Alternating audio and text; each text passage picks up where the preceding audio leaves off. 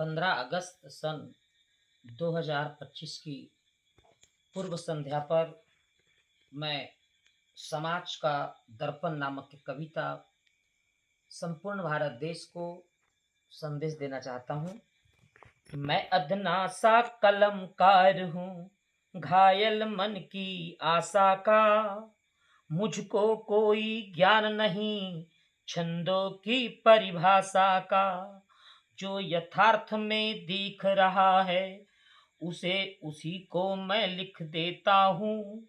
कोई अबला चीख रही है उसको मैं लिख देता हूँ।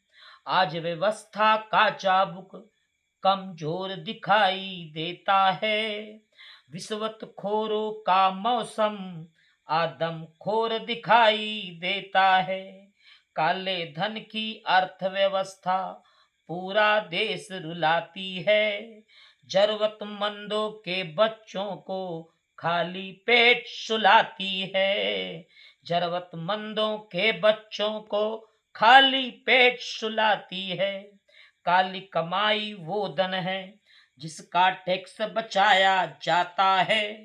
अक्सर ये धन सात समंदर पार छुपाया जाता है।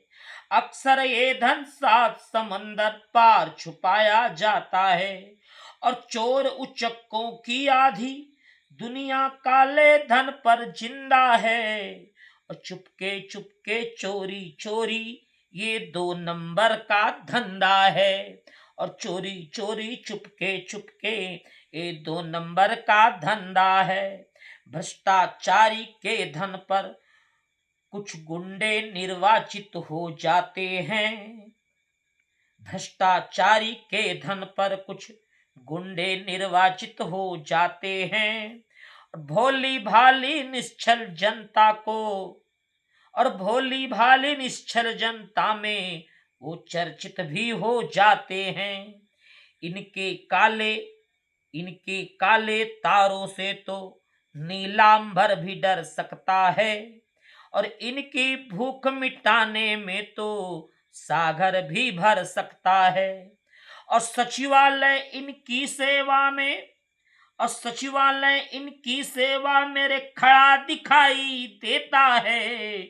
और चंगी मंगी भी संविधान से बड़ा दिखाई देता है। अरे चंगी मंगी भी संविधान से बड़ा दिखाई देता है। दोनों सत्ता और विपक्षी चुप्पी साधी बैठे हैं। अरे दोनों सत्ता और विपक्षी चुप्पी साधे बैठे हैं। आंखों पर गांधारी जैसी पट्टी बांधे बैठे हैं। और कलम सत्य की धर्म पीठ है। अरे कलम सत्य की धर्म पीठ है। शिवम सुंदरम गाती है। राजा भी अपराधी हो तो सीना ठोक बताती है। अरे कलम सत्य की धर्म पीठ है। शिवम सुंदरम गाती है।